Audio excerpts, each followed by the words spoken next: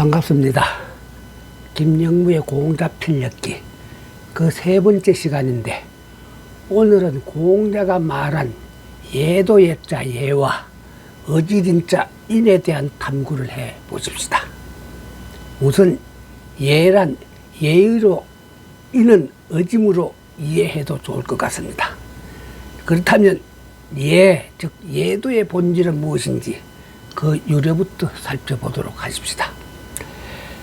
농경 위주 사회 속의 중국인들은 까마득한 상고시대부터 자연의 변화, 즉 하늘의 섭리를 모든 사상적 근원으로 삼았습니다. 그리하여 자연스레 하늘을 경배하는 경천사상이 형성되었습니다. 우리 일상생활 중에 예의 범절이나 격식 등에서 필요로 하는 예는 고대 중국의 정치 기록 쓰인 서경에 의하자면 일단 하늘에 제사 올리던 그 제천의식에서 삭이 텄다고 볼 수 있겠습니다. 기록에 의하자면 기원전 11세기경 주나라의 주공이 그러한 예를 제정하였고 노래학자 악, 즉 음악을 만들었습니다. 그런데 정기적으로 하늘에 제사 올리는 그 역할을 수행할 수 있는 사람은 오직 천자 한 사람뿐이었습니다. 군주에 해당되는 제후의 신분한테도 감히 하늘을 향해 제사 지낼 수 있는 자격이 주어지지 않았기에 그들은 단지 지신한테만 제사 지낼 수가 있었습니다. 여기서 오직 천자만이 하늘에 제사 지낼 수가 있었다 하는 그 사실은 아주 엄정한 의미를 내포하고 있는 것으로 봐야 합니다. 여느 인간이 하늘의 뜻을 헤아리고 하늘과 교감하기란 아예 불가능하다는 뜻으로 그 풀이가 가능함과 동시에 하늘의 제사를 지내면 일종의 종교의식에 해당될 뿐만 아니라 최상의 엄격한 정치적 행사였다 하고 말할 수 있기 때문입니다. 쉬운 말로 풀이하면 천자는 자식이나 형제들한테 영토를 나눠주면서 제후로 봉할 수가 있었고, 제후들 또한 자식이나 형제들한테 영토를 나눠주어서 대부로 삼았기에 결국은 어느 하나의 시족적 혈연이 천하를 다스리는 모양새가 되기 마련이었습니다. 따라서 다름 아닌 제사라는 그 엄중한 행사를 통해 시족적 지배체제의 유대관계와 질서 유지의 틀을 공고히 할 수가 있었던 것입니다. 그래서 목숨명으로 표기되는 하늘의 뜻을 헤아릴 수 있는 능력은 인간 누구한테나 부여되어 있지 않고 단지 천자한테만 주어졌다는 뜻으로 풀이되어야만 했던 것입니다. 결국 우주 변화의 배후에는 그것을 주재하는 절대적 권위가 존재하기 마련인데 그것이 곧 하늘의 뜻이 되었던 것입니다.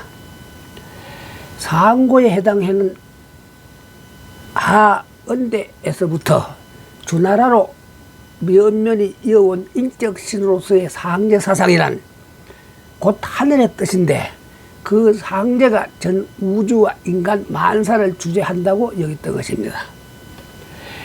그런데 공자가 살았던 춘추시대가 되면서부터 이전과 같은 그 천자 중심의 시족적 지도체제며 혈연적 유대관계가 거의 무너져 버리고 각가지 세력 다툼에 있어 약육강식이란 논리가 일반화되기에 이르렀던 것입니다.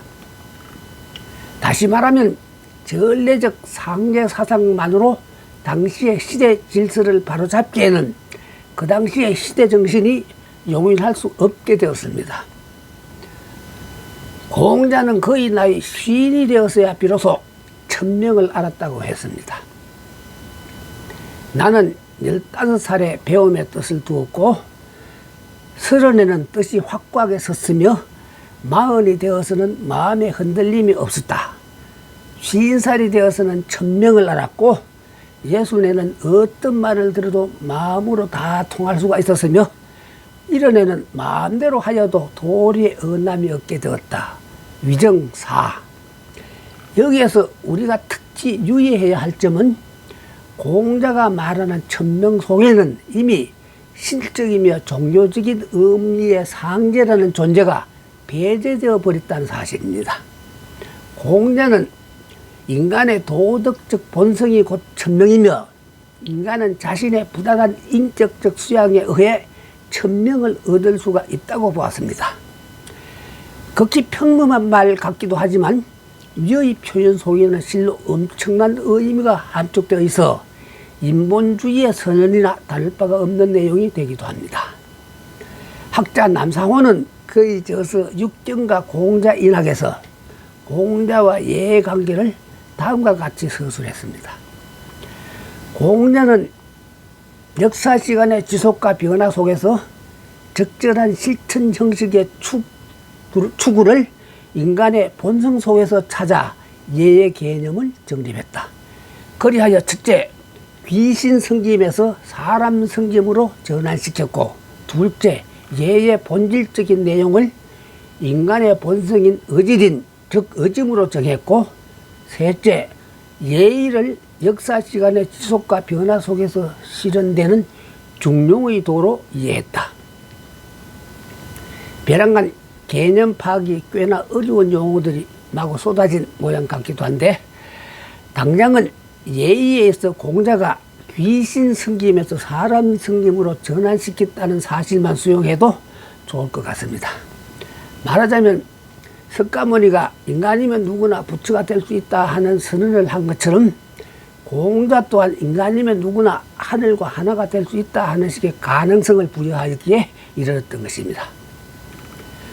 서양 문화가 육일신 중심주의였다면 도가, 유가, 불가 등과 같은 동양 문화의 중심 사상은 어디까지나 인본 중심주의였다 하는 말을 할 수가 있을 것입니다.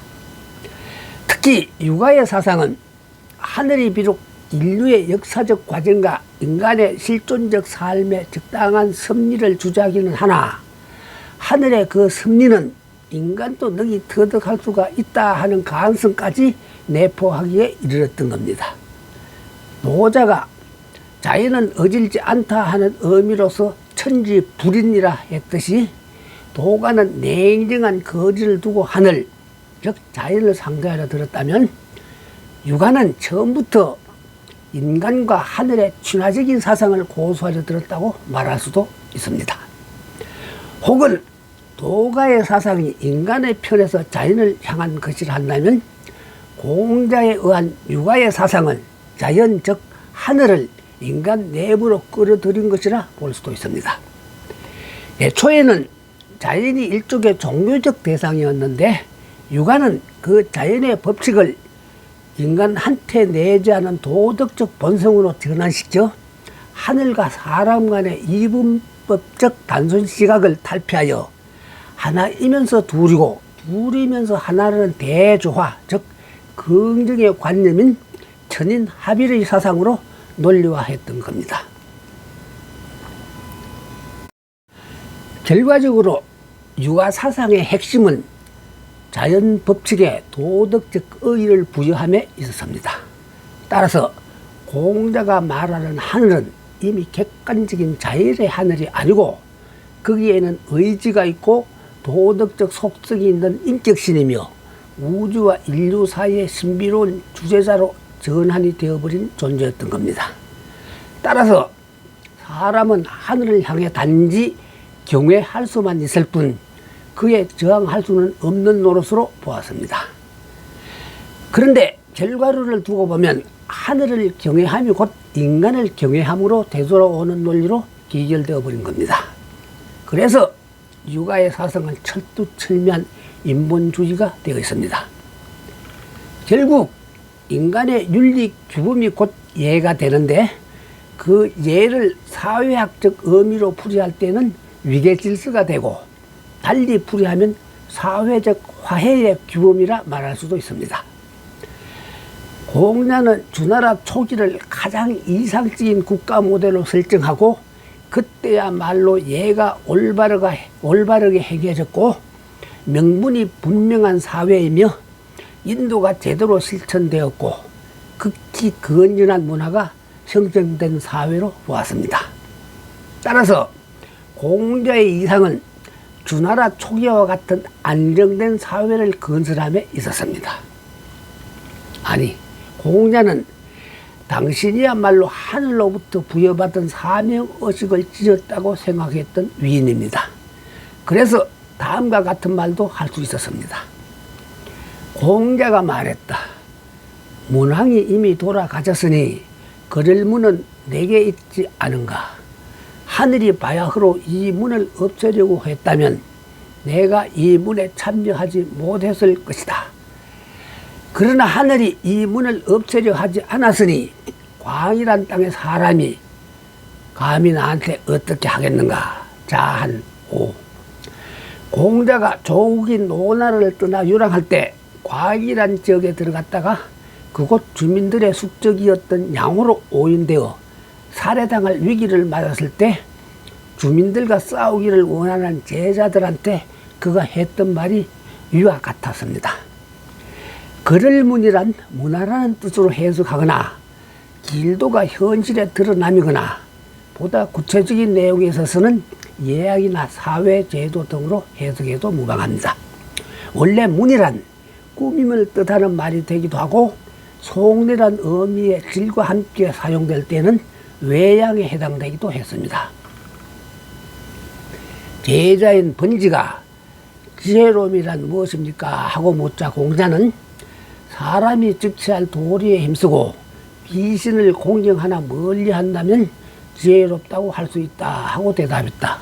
옥냐 23.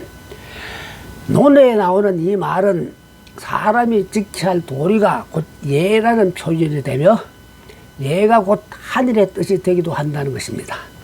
역으로 말하자면 예를 모르는 인간은 사람일 수가 없고 하늘의 이치도 모른다는 논리가 성립되기도 합니다. 공자는 그것이 어떤 형상이었든 간에 귀신을 굳이 부정하려 들지는 않았으나 귀신에 대해 왈가왈부하려 들지도 않았고 마땅히 공경은 하면서도 아주 멀리 하려는 태도로 일관했습니다.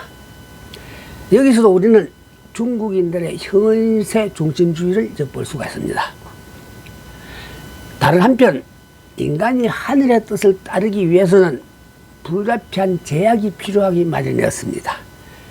육아에서는 하늘의 뜻을 천도 또는 천리로 표현하면서 사람이 천리를 따르면서 가장 큰 장애가 되는 것이 곧 인간의 감정적인 욕망인 인욕이라 보았습니다. 그리하여 육아에서는 인욕만 따르는 사람들을 동물에 비유하려 들 만큼 인욕을 철저하게 경계하려 들면서 오직 천리에 따름만을 예로 보았습니다. 천리와 인욕을 하나의 정치 윤리 범주로 삼아서 그 의미를 드러낸 것이 육아의 경진인 예기이며 악기였습니다. 성리학자는 주자는 인간의 욕망과 개성의 자유는 반드시 천리 또는 예의 제약을 받아야 한다고 보면서 천리를 보존하고 인욕을 멸해야 한다는 의미의 제천리 멸인욕을 줄기차게 주장한 인물이 되었습니다. 그는 성품성이 곧 마음에 다스릴 리자 리고 뜻정자 정이 곧 마음의 움직임이어서 마음은 성정의 주인이 되는 셈인데 이 마음은 능동성을 가지고 있기 때문에 사람은 스스로의 정감과 욕망을 통제할 수 있다고 보게 되었습니다. 다음은 공자가 말한 인, 즉 의짐에 대한 고찰을 해보고자 합니다. 공자가 생각하는 예의 정신은 하늘을 경배하듯 늘 경건한 마음가짐으로 인간관계를 형성하며 기꺼이 사회의 위계질서에 순응함에 있었습니다. 공손하되 예가 없으면 수고롭기만 하고 신중하되 예가 없으면 불안하기만 하고 용감하되 예가 없으면 난폭하게 되고 강직하되 예의 형식이 없으면 다급해진다. 태백 2. 공자의 이 말은 인간의 사회활동에서 필수적인 요소가 경건한 마음가짐과 기꺼이라는 예의 정신에 있다는 것입니다. 밖으로 드러난 형식이 제 아무리 공손할지라도 마음가짐이 경건하지 못하고 즐겁지 못하다면 무슨 소용이 있겠느냐 하는 뜻이 되기도 하고, 예의 정신이 없는 신중함이나 용감함이나 강직함이 무슨 효력을 지닐 수가 있겠느냐 하는 뜻이 되기도 합니다. 예의 정신이 결여된 인간의 행동은 아무런 의미도 가질 수가 없다는 뜻이 됩니다. 속된 말로 예를 들면 하늘이 무서운 줄 모르는 사람의 행동은 한갖 동물들의 짓거리와 마찬가지라는 뜻이 됩니다. 중국 최초의 시가집인 시경에도 지를 보아도 가죽이 있는데 사람으로 어찌 위, 즉 예법에 따른 몸가짐이 없을까? 사람으로서 예의도 없는데 안 죽고 무엇을 하는가 하는 풍자시가 있었습니다. 제자 자유가 효도에 대해 묻자 공자는 부모를 잘 복양하는 것이란 말을 한 다음에 개나 말도 양육할 줄 아는데 공경하는 마음이 없다면 검수를 사육하는 것과 무엇이 다르겠는가 위정칠 하는 말을 덧붙였습니다. 공경하는 마음, 즉 예의 정신도 없이 부모를 복양한다면 짐승과 다를 바가 무엇이겠느냐 하는 반문이었죠. 논어의 8일편은 예가 무너진 현상에 대한 공자의 탄식이 대부분을 차지했습니다. 이를테면 8일이란 춤추는 대열이 8개란 뜻이고 1열에 8명씩의 인원이 배치되어 64명의 인원이 필요한 천자를 위한 군무형이었습니다. 그런데 세상이 어지러워 제후나 대부한테도 6일 내지 4일 등으로 정해지는 예를 어기고 그들이 언감생심 8일이라는 군무를 행하는 모습을 보게 되면서 공자가 기가 막혀 혀를 차게 되었던 것입니다. 삼가인 자들이 옹이라는 가곡을 사용해서 제사를 끝내니 공자가 보고 말하기를 제후들이 제사를 도와서 진행시키니 천자는 만족한 얼굴로 즐거운 표정을 짓고 있다고 하는 이 노래를 어떻게 감히 삼가의 제실에서 연주할 수 있는가? 8일2. 공자의 조국인 노나라에는 개손, 숙손, 맹손 등 3대가의 대부들로 그 정치 권력이 형성되어 있었습니다. 그리고 옹이라는 가곡은 원래 시경의 주송편에 나오는 음악으로 천자가 종묘에서나 부를 수 있는 노래에 속했습니다. 그랬는데 대부에 불과한 삼가에서 감히 천자만이 사용할 수 있는 그 음악을 연주했으니 그런 행위와 말로 아예 예를 벗어남이 되어서 공자가 한탄한다는 내용이 이와 같았던 것입니다. 본래 하늘이나 귀신을 섬기는 의식에서 예가 생겨나긴 했지만 공자에 의해 그 예가 인간관계로 전환된 다음 점차 세속적인 맥락으로 확장되어 궁중의식이나 궁술시합대의 예의 등은 물론 일반적인 사회 행사와 사적인 인간관계에 있어서도 그 예가 인간의 기본적 태도로 자기 자리매김되기에 이르렀습니다. 어쨌든 예가 적용되어야 할 인간 활동상의 범위는 한이 없었다고 볼 수 있으니 사람이 태어나 철이 들면서부터 예로 따르다가 죽을 때도 예에 따라 죽어야 한다고 말할 수가 있을 정도가 되었습니다. 육아의 예를 구조적으로 볼 때는 신소원근, 즉 가까운 사람으로부터 멀리 있는 사람으로 그 올바른 관계를 점차 확대시키고 순우본말, 즉 먼저 챙겨야 할 관계와 뒤로 미뤄야 할 관계 등으로 차등을 두고 있는데 중용 27장에 의하자면 관원상제와 같은 큰 예의 범절인 예의가 무려 300가지나 되었고 작은 예의 범절인 위가 무려 3000여 가지나 된다고도 했습니다. 육아의 경전이며 전한시대의 여러 가지 제도 중에서 대석이란 사람이 특히 예외에 관한 49편의 이론만을 뽑아 수록한 예기에는 다음과 같이 사소한 예의 기록까지도 실려 있었습니다. 나이가 배가 많으면 아버지와 같이 섬기고 몇 살이 더 많으면 형과 같이 섬겨라. 상대의 나이가 나보다 5살이 더 많으면 어깨를 나란히 하고 그때 약간 뒤에서 따라가야 한다. 국가적 행사에서의 의식은 예외라 치더라도 각 가정에서 치러내는 관훈상제는 물론이고 각 개인의 의식주 생활에서도 예를 벗어날 수 없는 노릇이었습니다. 사람의 노릇이란 곧 예를 따름이었고 최소한의 인간다운 모습 또한 결코 예를 벗어나지 않음에 있었습니다. 잠을 잘 때는 죽은 사람의 자세로 눕지 않으며 집에 거처할 때는 모양을 내지 않았다.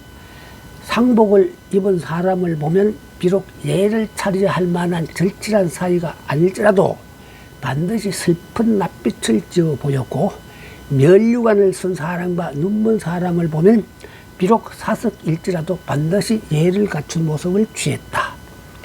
수레를 탔을 때 상복을 입은 사람을 만나면 몸을 굽혀 수레의 가로막대에 기대어 정중하게 인사를 했으며 지도와 호적을 짊어진 사람한테도 마찬가지였다. 맛있는 음식을 대접받으면 반드시 고마운 표정을 지으며 일었었다. 빠른 우레와 맹렬한 바람이 일면 반드시 하늘을 두려워하는 낯빛이 있었다. 향당 18. 공자는 이렇게 사소한 일상생활에서도 예를 놓쳐서는 안 된다는 의미의 본을 몸소 보여주었습니다. 물론 공자 또한 사람들이 예를 따르기란 결코 쉬운 일이 아님을 익히 알고 있었습니다. 남의 눈을 의식하거나 억지로 행하는 예, 이를테면 의지인이 전제되지 않을 때의 예는 예가 될 수 없다고도 보았습니다.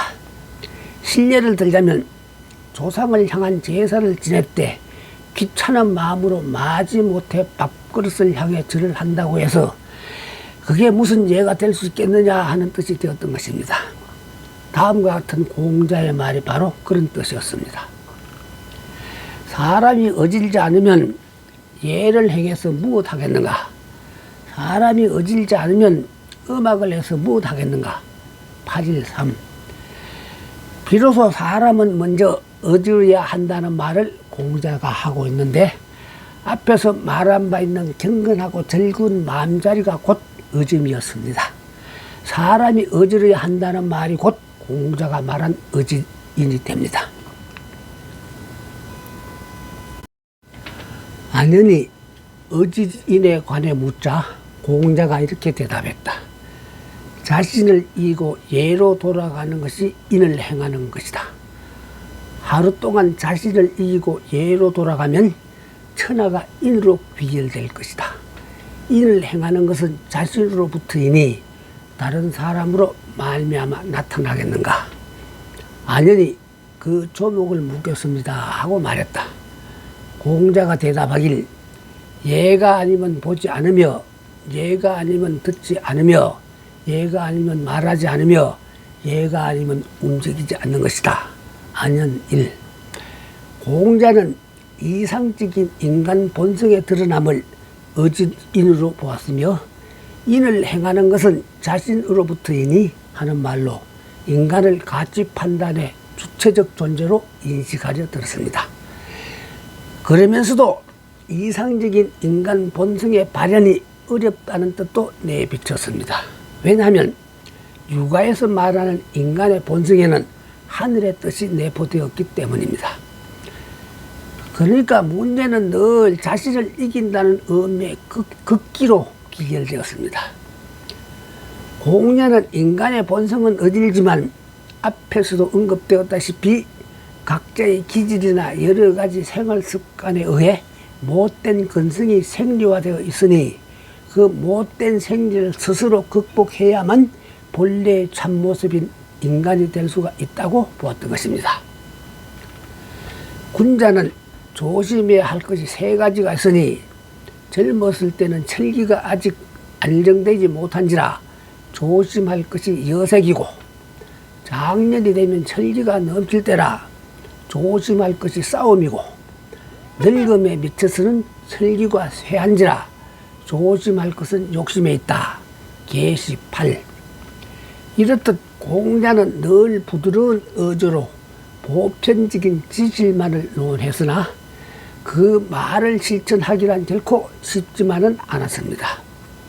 따라서 극기가 되어 돌아가야 할 곳이 예라는 뜻의 복례가 되며 극기 복례가 곧 어질이라 했고 사람이 인하기란 결코 쉬운 일이 아니라 했습니다.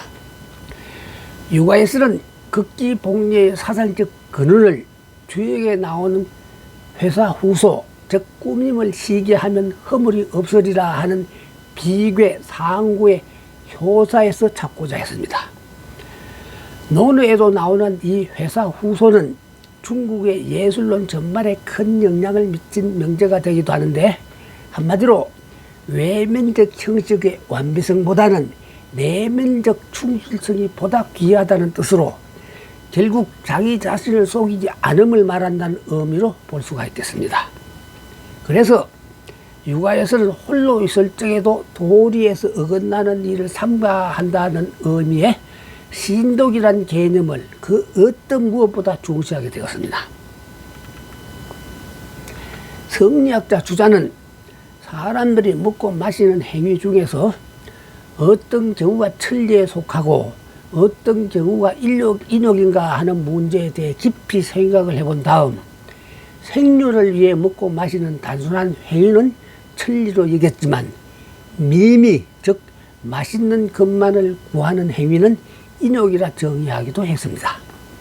그리하여 예술적 행위는 맛있는 것을 추구하는 행위에 해당되므로 그 당시에 예술가들은 그 말을 앞에 놓고 많은 고뇌를 했던 모양입니다. 맛있다는 표현은 감각적 쾌락에 해당되므로 시각에 의한 아름다운 그림 추구나 청각에 의한 음악의 탐색 등 일련의 신민적 요구는 곧 미각으로 관통될 수가 있기 때문이었죠. 따라서 주자는 이른바 예술의 호용성에 대해 별 관심을 둘 수가 없었습니다. 예가 밖으로 드러난 형식이라 한다면 이는 사람한테 내재하는 본질적인 덕이라 말할 수도 있습니다. 공자는 말하자면 형식에 해당되는 예와 그 내용에 대한 인의 일치를 주장했던 인물입니다. 문질이 빈빈하야 군자이다. 옥냐식구 하는 공자의 말이 곧 그런 뜻입니다. 빈빈이란 잘 갖추어진 모양새의 형용이었습니다. 결과적으로 예를 행하면은 조화가 가장 중요하다 하는 뜻이 되기도 합니다. 그렇다면 도덕의 사회성을 최초로 제시하며 예초의 사상가로 알려진 순자는 사람의 본성이 원래 악하다고 보았는데 과연 예를 어떻게 풀이했을까요?